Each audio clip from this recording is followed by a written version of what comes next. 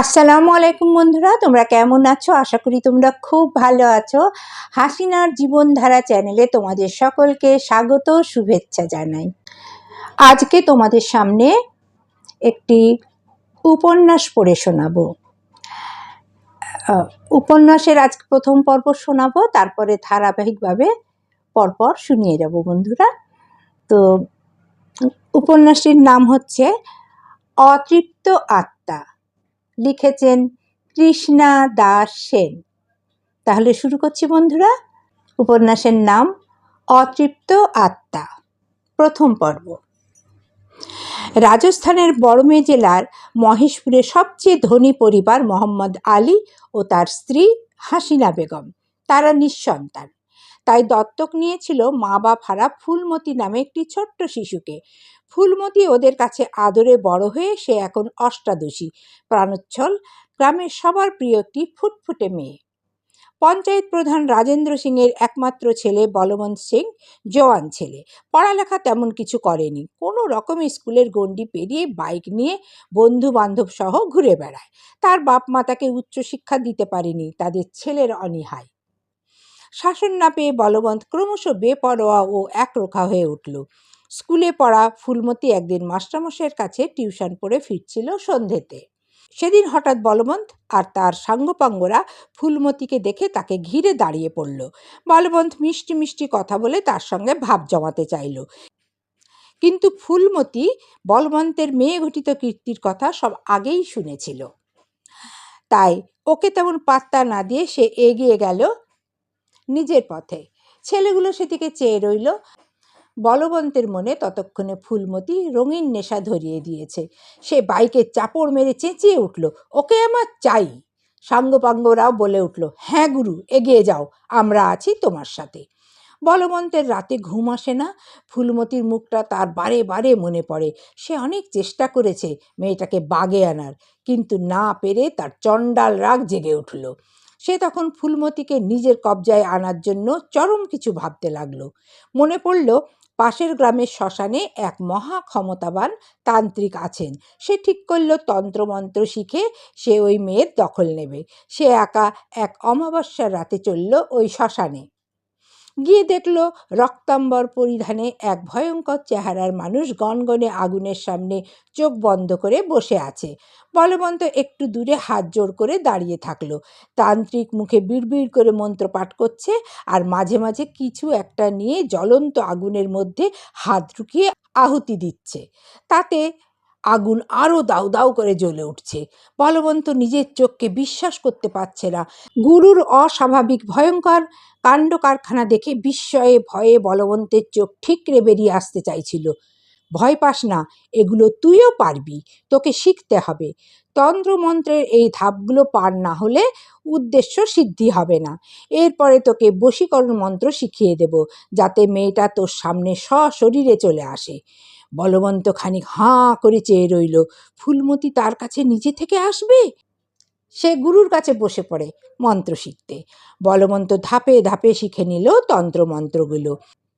কিছুদিনের মধ্যেই সে আরও নতুন নতুন শিক্ষা শেষে কারণ বাড়ি পান করে সে তার নিজের বাড়িতে চলে আসে চিলেকোঠার ঘরে। তার কাছে চাবি থাকায় ঘরে ঢুকতে কোনো অসুবিধা হয় না। একদিন তার চিলেকোঠার ঘরে আগুন জেলে মন্ত্র পড়ে ফুলমতিকে আনলো। না, ফুলমতির কায়া নয়, এলো ছায়া। অস্পষ্ট একটা মূর্তি এলো প্রথমে, তারপর ধীরে ধীরে তা স্পষ্ট হলো। ফুলমতি এসেছে। এই আনন্দে তাকে যখন প্রেম নিবেদন করতে গেল বলবন্ত, তখন ওই মূর্তি তার দিকে ঘৃণায় নাক মুখ কুচকে মিলিয়ে গেল বাতাসে। বলবন্ত আরও হিংস্র হয়ে উঠল। সে গুরুদেবকে রাগে ফুঁসতে ফুঁসতে বলল, ওই ফুলমতিকে হয় আমি পাবো, নয়তো আমি ওকে মেরে শেষ করব। গুরু তাকে শান্ত হতে বলে, আরে আমিও তো চেষ্টা করছি তন্ত্রের গেরোয় ওই বুড়ো বুড়িকে বেঁধে ফেলার, তবে আল্লাহর জন্য আমার শয়তান পেরে উঠছে না। বুড়ো বুড়ি খুব আল্লাহ ভক্ত, তন্ত্রের শয়তান আবার আল্লাহ ভগবান এদেরকে ভয় পায়। আমি চেষ্টা করছি খুব, তুইও চেষ্টা কর, ঠিক পারবি। আরও কঠিন বিদ্যে শেখ, আমি শেখাবো তোকে। গুরুর নির্দেশ মতো বলবন্ত আরও কঠিন কঠিন বিদ্যায় পারদর্শী হয়। এক রাতে তাদের কাজের মেয়ে মিনু রাতে ছাদে যেতে গিয়ে দেখে ঘরের মধ্যে একটা হৃষ্টপুষ্ট ছাগল গলা কাটা অবস্থায় পড়ে আছে। আগুন জ্বালিয়ে এ বাড়ির দাদাবাবু ছাগলের একটা কান ছুঁড়ে দিল আগুনে, ছাগলের একটা ঠ্যাং ছিঁড়ে নিয়ে আগুনের উপর ধরল। একটু পরেই তার ছাল ছাড়িয়ে দু হাতে ধরে আরামে চোখ বন্ধ করে খেতে লাগলো। দাদাবাবুর মুখের দুপাশ দিয়ে তখন ছাগলের রক্ত গড়াচ্ছে। মিনু আতঙ্কে চেঁচিয়ে উঠল। শব্দ শুনে তাকিয়ে সামনে মিনুকে দেখে বুঝলো এখনই বাড়ির সবাই জেনে যাবে। তাই আর মুহূর্ত দেরি না করে মিনুকে ধরে ছাদ থেকে ফেলে দিল নিচে। 3 তলার ছাদ থেকে পড়ে গিয়ে মিনু নিথর হয়ে গেল। নিশ্চিন্ত বলবন্ত আবার চোখ বুজে রাতের খাওয়া সারতে লাগলো ছাগলের আধ কাঁচা ঠ্যাং চিবিয়ে। এরপর তার নেশা লেগে গেল। ফুলমতিকে পাওয়াটা তার গৌণ হয়ে গেল। অলৌকিক ক্ষমতার নেশায় তাকে পেয়ে বসে। শয়তান তাকে সম্পূর্ণ ভর করলে তার ভীষণ ইচ্ছে হলো ওই ফুলমতিকে ভোগ করে তার মাংসটা খেলে কেমন হয়। মাংসটা নিশ্চয়ই ওর মতোই মিঠা হবে। সে তো ফুলমতিকে আর ভালোবাসে না, তার দেহটাকে সে চায়। সে গুরুর কাছে শিখতে লাগলো মানুষকে সশরীরে কাছে আনার মন্ত্র। কিছুদিন পর সে কুকুর বিড়ালের উপর পরীক্ষা করে দেখেছে এই মন্ত্রে সে সিদ্ধ হয়েছে। তবে গুরু তাকে সাবধান করেছে এই মন্ত্র অতি সতর্কভাবে ব্যবহার করতে হবে, না হলে তারই বিনাশ ঘটবে।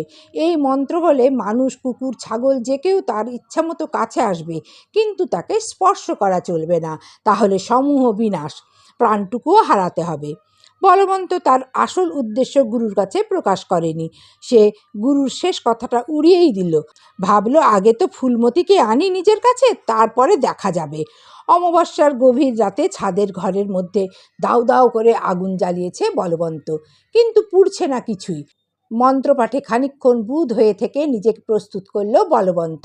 ফুলমতি তাকে অনেক জ্বালিয়েছে, আজ বলবন্তের দিন। তাকে অবহেলা করার ফল ফুলমতিকে পেতেই হবে। রক্তবর্ণ বসনে বড় বড় চুল দাড়িতে ঢাকা মুখ চোখের চেহারাটা আগুনের সামনে রক্তবর্ণ হয়ে উঠেছে। সে মন্ত্রপাঠ করছে, ঘন ঘন আগুনে ছুটছে ছাগলের নাভি, ব্যাঙের মৃতদেহ, কুকুরের জীব। সংগ্রহ গুরুদেবের আদেশ অনুযায়ী। সে খানিক পরে উল্লসিত বলবন্ত দেখল আগুনের পেছনে একটি নারী মূর্তির অবয়ব। সামনে এক নারী মূর্তি দেখে সে দারুণ উত্তেজিত হয়ে উঠল। সে জোরে জোরে মন্ত্রপাঠ করতে লাগলো আর অগ্নিতে বিশেষ জিনিসগুলো বেশি বেশি করে আহুতি দিতে লাগলো। খানিক পরে স্পষ্ট হলো ফুলমতির চেহারা। না, এবার আর শুধু অবয়ব নয়, রক্ত মাংসের শরীর।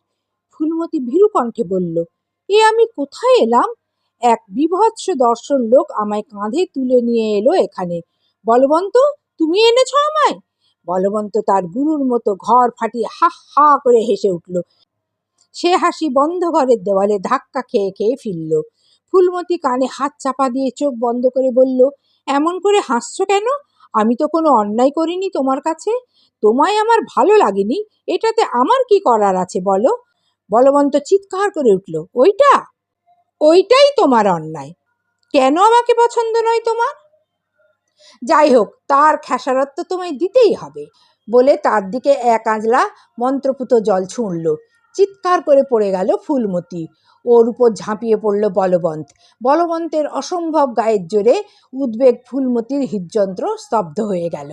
বলবন্ত দেহটা নাড়াচাড়া করে বুঝতে পারল ফুলমতি মরে গেছে। সে তখন পাগলের মতন তাকে বাঁচাতে চাইল। কি আশ্চর্য, ফুলমতির মৃতদেহ থেকে ফুলমতির অবয়ব উঠে দাঁড়ালো। সে তার হাত বাড়িয়ে বলবন্তের হাতটা ধরে এগোতে লাগলো। দরজা আপনা আপনি খুলে গেল। মন্ত্রমুগ্ধ হয়ে বলবন্ত এগিয়ে চলল। ছাদের কিনারে দাঁড়িয়ে বলবন্ত দেখল সেখানে দাঁড়িয়ে আছে মিনু আর ফুলমতি, কিন্তু তাদের শরীর বাতাসে অক্লেশে দুলছে। ভয়ে আর্তনাদ করে উঠল সে, গুরুদেব রক্ষা করো, আর কখনো তোমার কথা অমান্য করব না। কথা শেষ হওয়ার আগেই মিনু ফুলমতির আলতো স্পর্শে সে ছাদ থেকে নিচে পড়ে গেল। এ যেন পাকা আমের গাছ থেকে টুপ করে ঝরে পড়ার মতো। এর পরের অংশ সংক্ষিপ্ত। ফুলমতির বৃদ্ধ মা বাবা মেয়ের দুঃখে কদিন পরেই মারা গেল। ওদের মৃত্যুর পেছনে তান্ত্রিকের কোনো কেরামতি কাজ করেনি। উত্তরাধিকারী কেউ না থাকার জন্য ওই গুরুদেব তান্ত্রিক আলীর সম্পত্তি অধিকার করে বসল। কিন্তু অচিরেই তান্ত্রিক শিষ্ট শয়তানের দ্বারাই ফুলমতি তান্ত্রিককে মেরে মা বাবার মৃত্যুর প্রতিশোধ নিল। পরবর্তীকালে লোকে বলে আলীদের ওই বিশাল বাড়িতে কখনো একটি সুন্দরী মেয়েকে, কখনো এক তান্ত্রিককে দেখা যায়। তাই সন্ধ্যের পর থেকে কখনো ও বাড়ির ত্রিসীমানায় কেউ যায় না। ওটা পোড়ো বাড়িই হয়ে রয়েছে। ওই বাড়িটা এখন বাড়ি না বলে ধ্বংসস্তূপ বলাই ভালো। যা হোক, বাড়িটার কোনো দাবিদার না থাকায় ওখানে বসে যত কুখ্যাত গুন্ডাদের আড্ডা। রাত্রে আলো জ্বালিয়ে তারা যাবতীয় নেশা করে, ভিন গ্রাম থেকে মেয়েদের ধরে এনে কুকর্ম করে। একদিন নেশা করে সব কটা ঘুমাচ্ছে এলোমেলোভাবে ছড়িয়ে ছিটিয়ে। একজনের ঘুম ভাঙল বুকে প্রচণ্ড চাপ অনুভব করে। তার নিঃশ্বাস বন্ধ হয়ে আসতে লাগলো। চোখ খুলেই আতঙ্কে সে চিৎকার করে উঠল। দেখলো তার বুকের উপর লকলকে লাল জিভ বার করে একটা মেয়ে দাঁড়িয়ে আছে, যেন খুব মজা পেয়েছে এমন করে সে হাসছে। তার গজালো দাঁত দুখানা ধীরে ধীরে বেরিয়ে এসে গুন্ডাটার বুকের মধ্যে সোজা তীরের মতো বিঁধে গেল। ফিনকি দিয়ে রক্ত বেরিয়ে এলো। সেই রক্ত ওই মেয়েটা হাঁ করে মুখ পেতে তৃপ্তি করে খেতে লাগলো। আবার মাঝে মাঝে খলখল করে হেসে ওঠে। গুন্ডাটা চোখ বিস্ফারিত করে চিৎকারবিহীন হাঁ করা মুখ নিয়ে ধীরে ধীরে নিস্তেজ হয়ে পড়ল। কয়েক মিনিটের মধ্যে মাথাটা তার কাত হয়ে গেল। তার বুকটা শুকনো চিমসে হয়ে যেতে রক্তের ফোয়ারা বন্ধ হলো। খুব উদাসীনভাবে মেয়েটা আর এক গুন্ডার কাছে দাঁড়ায়, ওই একই পদ্ধতিতে তাকে প্রাণহীন করে দেয়। এই সব ভয়ঙ্কর কাণ্ড দেখে বাকি দুটো গুন্ডা হামাগুড়ি দিয়ে কোনো রকমে পালাতে গিয়েও পারল না। মেয়েটা শুধু এক জায়গায় দাঁড়িয়ে, তার মুখ দিয়ে চারটে দাঁত সাইফোনের মতো বেরিয়ে গিয়ে একসঙ্গে ওই দুটো গুন্ডার বুকে পিঠে বিঁধে গেল। সকালবেলা ওই বাড়ির পাশের রাস্তা দিয়ে একটা দুটো লোক হাঁটছে। ক্রমে ভিড় জমে গেল রাস্তায়। সবাই দেখলো তারা যে দুটো গুন্ডার নাম শুনেছে, ছবি দেখেছে কাগজে কাগজে, তাদেরই দেহ বাড়ির বাইরের বারান্দায় ছড়িয়ে ছিটিয়ে পড়ে রয়েছে। তাদের প্রত্যেকের বুকের উপর কিছু কালচে রক্ত বেরিয়ে জমাট বেঁধে আছে। আরও এক আশ্চর্য ব্যাপার, লোকগুলো সারা শরীর স্বাভাবিক থাকলেও বুকের অংশটুকু শুকিয়ে একেবারে চিমসে হয়ে গেছে। পাঁজরে পিঠে চেপে একেবারে এক হয়ে গেছে। মনে হচ্ছে কে যেন সিরিঞ্জ দিয়ে বুকের ভেতরে সব রক্ত টেনে নিয়েছে। এমনই শুকনো লাগছে মৃতদেহের বুকের অংশ। কৌতূহলে একজন ডাক্তারবাবুকে ডেকে আনলে তিনি বললেন বুকের অংশে কোনো রক্ত নেই। এমন অদ্ভুতুড়ে কাণ্ড ঘটায় ও বাড়ির রাস্তা দিনের বেলাতেও শুনশান নির্জন হয়ে উঠল। বেশ কিছুদিন ধরে বাড়িটা ওইভাবেই পড়ে রইল। তারপর সরকার থেকে বাড়িটা অধিগ্রহণ করা হলো। কিছুদিন পরে আরবের এক অধিবাসী বাড়িসহ ওই বিশাল জায়গাটা কিনে নিল। পুরো জায়গাটার আমূল ভোল পাল্টে গেল। পাশাপাশি দুটি করে ফ্ল্যাট তৈরি হলো। মোট 20টি ফ্ল্যাট সম্বলিত 10 তলা একটি বিরাট আবাসন সৃষ্টি হলো। আবাসনটির নাম হলো ফুলমতি, এ বাড়ির মেয়েটির স্মৃতি রক্ষার্থে। পেছনে রয়েছে বিরাট ফলের বাগান। ওখানের গাছগুলি লাগিয়েছিল বহুকাল আগে এই জায়গার প্রকৃত মালিক। গাছগুলি একে অন্যের সঙ্গে জট পাকিয়ে একটা ছোটোখাটো জঙ্গল সৃষ্টি করেছে। আম, জাম, কাঁঠাল ইত্যাদি গাছগুলির ফলগুলি আপনা আপনি জন্মায়, আপনা আপনি পড়ে যায়। ফলগুলি পাড়ার তেমন একটা উপায় নেই, কেননা বেশিরভাগ ফলগুলি খুব উপরে লিকলিকে ডগায় থিকথিকে হয়ে ঝুলছে। ফলগুলির সংখ্যা বিস্ময়কর, কাজে পাকা ফলগুলি মাটিতে পড়ে আপনা আপনি চারা গজিয়ে অসংখ্য গাছের সৃষ্টি করেছে। দিনের বেলাও সেখানে আবছায়া অন্ধকার থাকে। আবাসিকরা কেউ সাধারণত পেছন দিকটায় যায় না। সামনে রয়েছে সুন্দর ফুলের বাগান, টলটলে জলে ভরা একটি সুইমিং পুল, তাছাড়া রয়েছে খেলাধুলার কোর্ট, মিনি রেস্টুরেন্ট, অডিটোরিয়াম হল ইত্যাদি। অর্থাৎ আরামবিলাসিতার সব রকম ব্যবস্থা রয়েছে। খুব সুন্দর আলো বাতাসওয়ালা ফ্ল্যাটগুলি এবার খুব তাড়াতাড়ি কেউ কেউ কিনে নিল, আবার কেউ কেউ ভাড়াই এলো। দেখতে দেখতে সবচেয়ে উপরের ফ্ল্যাট দুটি ছাড়া আর সবগুলিতেই মানুষ ভরে গেল। উপরের ফ্ল্যাট দুটি এবং বাড়ির বিরাট ছাদটি বিশেষ উপলক্ষে আবাসিকরা ভাড়া নিতে পারবেন। ফ্ল্যাটগুলি দেখে সবাই খুব খুশি। তারা নিজেদের মনের মতো করে প্রত্যেকে ফ্ল্যাট সাজিয়ে নিল। খুব খুব আনন্দে কাটে মাস কয়েক তাদের। দোতলার একটা ফ্ল্যাটে বছর 40-এর মনীষ তিওয়ারি থাকে তার স্ত্রী 35 বছর বয়সী দিব্যাকে নিয়ে। তাদের কোনো সন্তান নেই, যদিও জানা যায়নি দিব্যার কারণেই তারা নিঃসন্তান ছিল কিনা। তবুও ওই জন্য দিব্যাকে তার স্বামীর কাছে দিন রাত কথা শুনতে হয়। স্বামীর মন ভালো থাকলে দিব্যা অনুনয় করে স্বামীকে, চলো না একবার দুজনেই ডাক্তারকে দেখিয়ে আসি। মনীষ বেজায় ক্ষিপ্ত হয়ে উঠে বউকে শাসন করে চোখ রাঙিয়ে। বউ ভয় পেয়ে যায়। ভয় পেতে পেতে নির্যাতন সইতে সইতে দিব্যার নিজের জীবনের প্রতি বিতৃষ্ণাও এসে যায়। আর তার বাঁচতে ইচ্ছে করে না। তাকে একদিন খুব অশ্লীল ভাষায় গালাগাল করল মনীষ, কেননা সেদিন ভাত তরকারি সবেতেই খানিক পোড়া লেগে গিয়েছিল। এর অবশ্য একটা কারণ তো আছে। সেদিন তার খুব জ্বর হয়েছিল। দিব্যা উঠতেই পারছিল না। কোনো ক্রমে রান্না সারতে গিয়ে সে ঠিকমতো সব করে উঠতে পারেনি। মনীষ সে কথা বুঝলই না। সন্ধে হলেই মনীষ নেশার বোতল খুলে বসে। বিভিন্ন মুখরোচক চাট বানিয়ে দিতে হয় তার বউকেই। সেদিন সন্ধেবেলা শরীরটা ভালো লাগছিল না বলে দিব্যা শুয়েছিল। মনীষ গ্লাসে নেশার পানীয় খানিক গলায় ঢেলে খানিক গ্লাসে ঢেলে বসে আছে। কিন্তু চাট আসছে না দেখে সে উঠে গিয়ে দেখে দিব্যা শুয়ে আছে। দেখে তার এমন মাথা গরম হয়ে গেল যে সে ছুটে গিয়ে তার চুলের মুঠি ধরে এক হ্যাঁচকা টান দিয়ে উঠিয়ে দিল।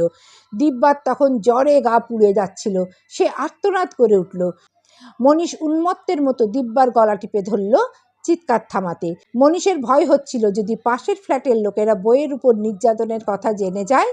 কিন্তু সে এমন জোরে গলা টিপে ধরেছিল যে দিব্যা দুর্বল শরীরে আস্তে আস্তে নিস্তেজ হয়ে পড়ল, ঢলে পড়ল মৃত্যুর কোলে। হুঁশ ফিরতে মনীষ ভয়ে কেঁপে উঠল। দিব্যার প্রাণহীন মুখটা দেখতে দেখতে তার দুঃখের চেয়ে বেশি লোক জানাজানির ভয় হচ্ছিল। তখন তার নেশা ছুটে গেছে। বন্ধুরা, আজকে তোমাদের সামনে প্রথম পর্ব পড়ে শোনালাম। এর পরের দিন তোমাদেরকে দ্বিতীয় পর্ব পড়ে শোনাবো। তোমাদের যদি গল্পটা ভালো লেগে থাকে তাহলে লাইক, কমেন্ট, শেয়ার করো। নতুন হলে সাবস্ক্রাইব করতে কিন্তু ভুলো না। পাশে থেকো। তোমাদেরকে অফুরন্ত স্নেহ, ভালোবাসা, শ্রদ্ধা জানিয়ে এখানেই শেষ করছি। আল্লাহ হাফিজ।